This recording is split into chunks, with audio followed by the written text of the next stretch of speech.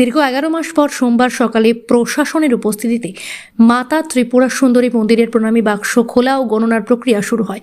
জেলা প্রশাসনের তত্ত্বাবধানে সম্পূর্ণ স্বচ্ছতার সঙ্গে গণনা সম্পন্ন করা হয়। উপস্থিত ছিলেন ডেপুটি কালেক্টর চন্দ্রশেখর চট্টোপাধ্যায় সহ অন্যান্য প্রশাসনিক আধিকারিকরা। কড়া নিরাপত্তার মধ্য দিয়ে প্রতিটি অলংকার পৃথকভাবে ওজন করে নথিভুক্ত করা হয়। এবারের গণনায় উদ্ধার হয়েছে 1 কিলোগ্রাম 649 গ্রাম স্বর্ণালঙ্কার এবং 6 কিলোগ্রাম 820 গ্রাম রৌপ্য অলঙ্কার। এর আগে গত বছরের 23শে মার্চ 3 বছর পর বাক্স খোলা হলে 4 কিলোগ্রাম 674 গ্রাম স্বর্ণালঙ্কার ও 15 কিলোগ্রাম 746 গ্রাম রৌপ্য অলঙ্কার মিলেছিল। গোমতী জেলার এই ঐতিহ্যবাহী শক্তিপীঠে প্রতিদিন অসংখ্য ভক্তের সমাগম হয়। প্রণামী থেকে প্রাপ্ত অলঙ্কার ও অর্থ মন্দিরের রক্ষণাবেক্ষণ ও উন্নয়নে গুরুত্বপূর্ণ ভূমিকা পালন করে বলে প্রশাসনের পক্ষ থেকে জানানো হয়েছে।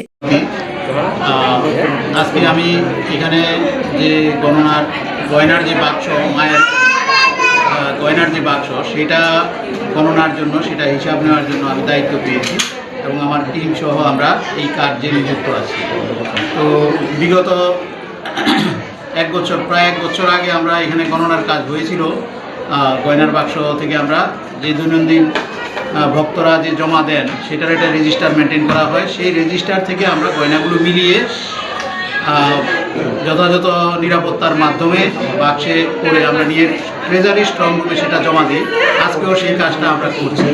তো গতবার যখন গণনা হয়েছিল সেখানে আমরা পেয়েছিলাম মোট 4 কেজি 674 গ্রাম স্বর্ণ এবং 15 কেজি 746 গ্রাম রূপা।